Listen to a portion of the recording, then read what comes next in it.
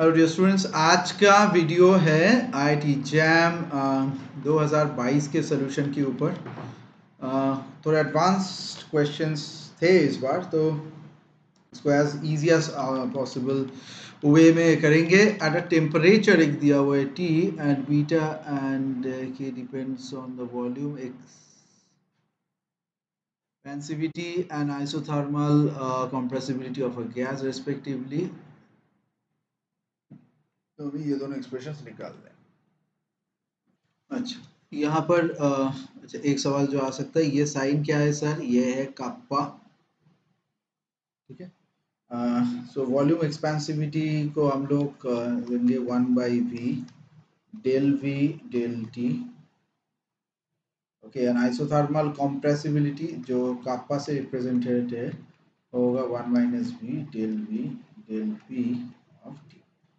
तो इन दोनों का जो रेशियो होगा बीटा बाई के, तो ये ऐसे होगा, दोनों का नीचे जाएगा, so minus del P by del T ये होगा। Option number A is correct. 5 नंबर में चलेंगे। The resultant of the binary subtraction क्या होगा? काफ़ी आसान है। The direct subtracting two given binary number ऐसे ले सकते हैं 1 1 1 0 1 0 1 0 0 1 1 1 1 और 0। तो ये देगा 1 1 1, यहाँ से ये आएगा 0, फिर 1 0 और 1, सो 1 1 0 1 1 1। यहाँ से आप कर सकते हैं, काफ़ी आसान है। सो बी आपका आंसर है। बस इसको और एक मेथड से किया जा सकता है। जैसे मान लीजिए 1 को आप, ये जो पहला वाला 1 दिया हुआ है, इसको आप ऐसे रिप्रेजेंट कर सकते हैं 1 × 2 to the power 6, 1 × 2 to the power 5, 1 × 2 to the power 4, 0 × 2 cube, 1 × 2 square, 0 × 2 to the power 1 and 0 × 2 to the power 0। ये हो जाएगा 117।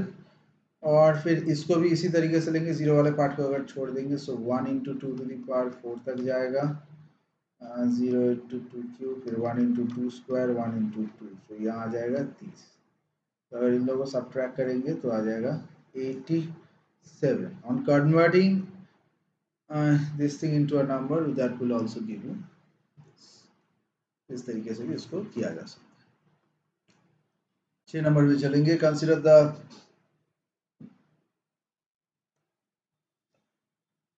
consider particle trapped in a 3-dimensional potential well such that k u of xyz equal to 0 है for these three things and u of xyz equal to infinity everywhere else। So the degeneracy of the fifth excited state को आपको निकालना है। तो कैसे आएगा? Energy from the 3-dimensional well है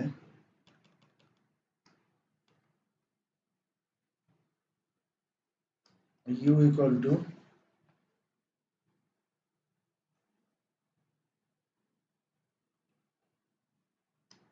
nx square ny square nz square pi square divided by 2ma square। तो हम लोग अब जब वैल्यू गेम में जाएंगे,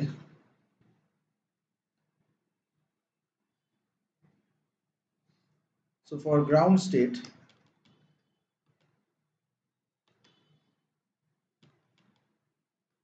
nx ny nz 1, 1, 1, so u equal to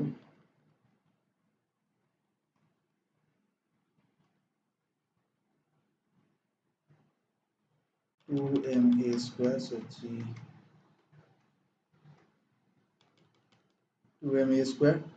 तो डीजेनरेसी यहाँ क्या आएगा? तो डीजेनरेसी आएगा g equal to 1, 1, 1 that is equal to 1। ठीक है,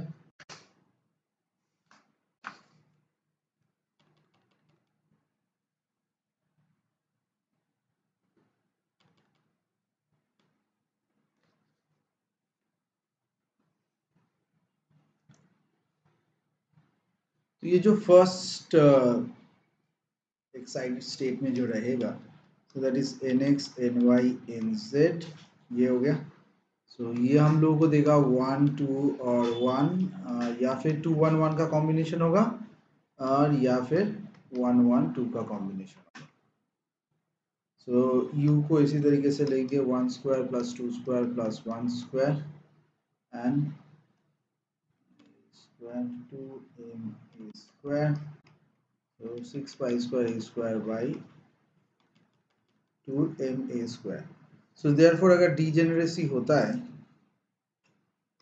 जी में, यहाँ होगा 2 2 1 2 1 2 या फिर 1 2 2, तीन केसेस है। सो थर्ड एक्साइटेड स्टेट में हम लोग इसी को लेंगे N X, third state N Y और एन जेड। तो ये दे देगा 3 1 1 1 3 1 और 1 1 3, ठीक है। ये दोनों पैटर्न से काफ़ी आसानी से हो सकता है। सो यू का वैल्यू यहाँ आ जाएगा pi square A square by 2m a square. तो यहाँ से डीजेनरेसी 3 1 1 है, ओके 3 1 1 1 3 1 1 1 3 के हिसाब से 3 है ना। फोर्थ एक्साइटेड स्टेट में जाएंगे।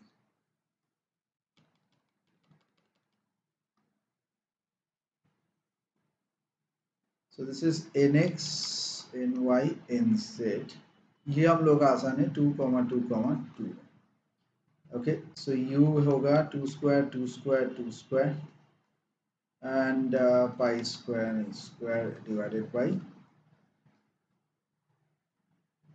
2m a square. So 12 pi square a square by 2m a square. Okay, so इसका डीजेनरेसी हो गया 1। सो अल्टीमेटली ये जो टोटल है, सो टोटल डीजेनरेसी यहाँ से आ जाएगा is adding 6। So in our case the answer number C is correct. सात की तरफ पढ़ेंगे। A particle of mass m and angular momentum l moves in space, ठीक है, जिसका पोटेंशियल एनर्जी है यू आर इक्वल टू के आर स्क्वायर एंड जो एक आर इक्वल टू इसका रेडियल कोऑर्डिनेट है। सो अगर ये पार्टिकल एक सर्कुलर ऑर्बिट में मूव करता है तो इसका रेडियस ऑफ द ऑर्बिट हमें निकालना है। अभी डायरेक्ट सा सवाल है। सो पोटेंशियल एनर्जी का फॉर्मूला पहले हम लोगों को देना पड़ेगा। सो यू इक्वल टू के आर स्क्वायर, के तो पॉजिटिव है। So force acting on particle F equal to minus du by dr. So minus ddr by kr square. So minus 2kr. So अगर ये सर्कुलर पाथ में revolve करेगा, so revolve in circular path.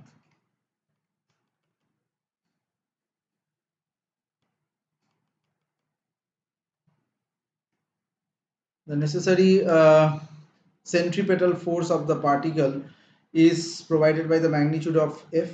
So इसका magnitude निकालेंगे centripetal force के लिए mv by r. So 2kr equal to mv square by r और mvr by square by r4 equal to 2mk. So r to the power 4 equal to mvr square by 2mk, ठीक है। तो यहाँ से r equal to आ जाएगा L square by 2mk whole to the power 1/4। इस हिसाब से option number B is correct. 7 के बाद 8 की तरफ चलेंगे। Consider the two dimensional force, एक टू डायमेंशनल फोर्स है on the field F of X Y is this and the force अगर कंजर्वेटिव फोर्स है तो ए और बी का वही वैल्यू निकालिए। काफी डायरेक्ट सा सवाल है इस बार। तो एफ ऑफ एक्स वाई ये दिया हुआ है। इफ अ फोर्स इज, मान लीजिए F equal to F X X F Y Y to be conservative, then the condition जो सेटिस्फाई करना ही पड़ेगा वो है del F X del Y del F Y del X, ठीक है। So del F X del Y is ये इसके हिसाब से करेंगे। So 5x square, so this is 0 2ay plus B X. दूसरे का भी करेंगे। del x, so this is 8x plus 4y. ये दोनों हो जाने के बाद इक्वेशन 1 से हम लोग का क्या आ जाएगा, 2ay plus bx equal to 8x plus 4y. और अगर थोड़ा बहुत चेंजेस कर लेंगे, so b minus 8 into x equal to 2a minus 4 into y. So b minus 8 into x equal to minus 2a minus 4 into y, and that is equal to 0. So if possible, देखिए b minus 8 equal to 0 और 2a minus 4 अगर ले लेंगे, so तो b equal to 8 और a equal to 2. So 2 and 4, 8 and 4. So option number B is correct. चलिए 9 number की तरफ बढ़ेंगे. एक इलेक्ट्रोस्टैटिक फील्ड E है in the region of the space. हमें इनकरेक्ट स्टेटमेंट निकालना है. सो इलेक्ट्रोस्टैटिक जो फील्ड के बारे में यहाँ कहा गया है, ये प्रोड्यूस होता है एक स्टेशनरी चार्ज की वजह से, और a group of stationary charges plus nature of this field E is conservative होगा. ठीक है, तो प्रॉपर्टी के हिसाब से देखेंगे